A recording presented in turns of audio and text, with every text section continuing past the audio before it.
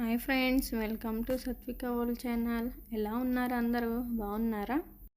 ఈరోజు మనం మసాలా గుత్తి వంకాయ కర్రీ చేసుకుందాం. చూడండి, కర్రీ చేసుకునే బౌల్ పెట్టుకోవాలండి. బౌల్ పెట్టిన తర్వాత హీట్ అయిన తర్వాత కొంచెం కొబ్బరి, హాఫ్ కప్ రైస్ కప్తో హాఫ్ కప్ నట్స్ అండి. నట్స్ నేను ఫ్రై చేసి మళ్ళీ హీట్ కోసం వేసుకున్నాను. కొంచెం జీడిపప్పు, జీలకర్ర 1 స్పూను, ధనియాలు 1 స్పూను, గసగసాలు 1 స్పూను, యాలక్కాయ 1, చెక్క, నువ్వులు కూడా వేసుకోవచ్చండి. నేనైతే నువ్వులు వేసుకోవట్లేదు, మీరు కావాలంటే వేసుకోండి. వేసిన తర్వాత ఫ్రై చేయండి. లైట్ బ్రౌన్ కలర్ రావాలి. లైట్ బ్రౌన్ కలర్ వచ్చిన తర్వాత ఆఫ్ చేసేయండి. ఆఫ్ చేసిన తర్వాత ఇలా జార్లోకి తీసుకోవాలండి.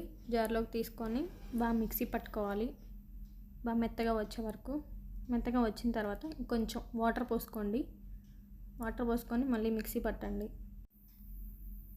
ఒకసారి కలిపి మళ్ళీ మిక్సీ పట్టండి. మిక్సీ పట్టిన తర్వాత ఇలా వస్తుందండి పేస్ట్. పక్కన పెట్టుకోండి.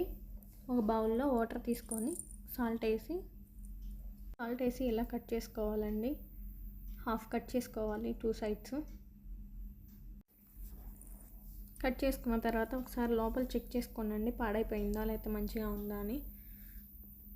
చేసిన తర్వాత అట్లా వాటర్లో వేయండి.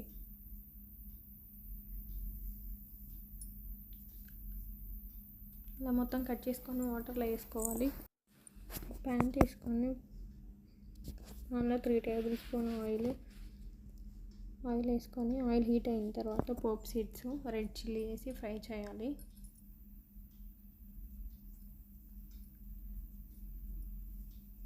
ఫ్రై అయిన తర్వాత చిల్లీస్ వేసుకోవాలి. ఆనియన్స్ వేసుకోవాలి. నెక్స్ట్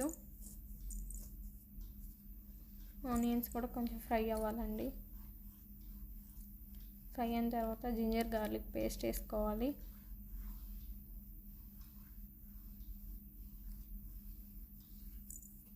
ఒక 2 సెకండ్స్ అట్లా ఫ్రై చేసుకోవాలి.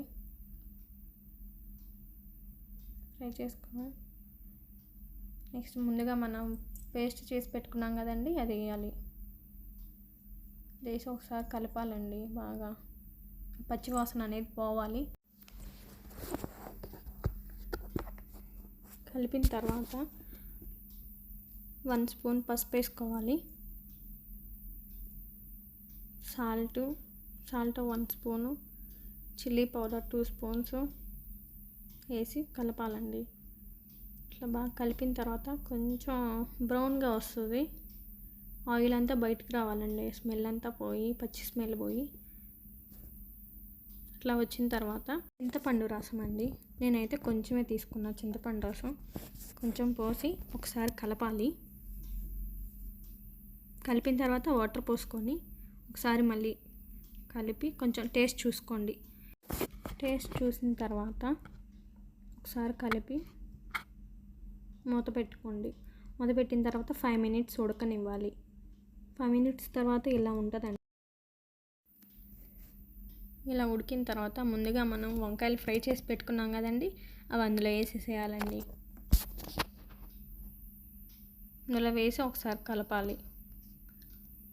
కలిపిన తర్వాత మూత పెట్టిన తర్వాత 7 to 8 మినిట్స్ కుక్ అవ్వాలి. కుక్ అయిన తర్వాత స్టవ్ ఆఫ్ చేసుకోండి. మీరు ఎలా చేసుకుంటారో నాకు కామెంట్ చేయండి. మీకు ఈ వీడియో నచ్చితే లైక్, షేర్, సబ్స్క్రైబ్ చేసుకోండి. ఫైనల్గా నా కర్రీ ఇలా వచ్చింది. Thank you.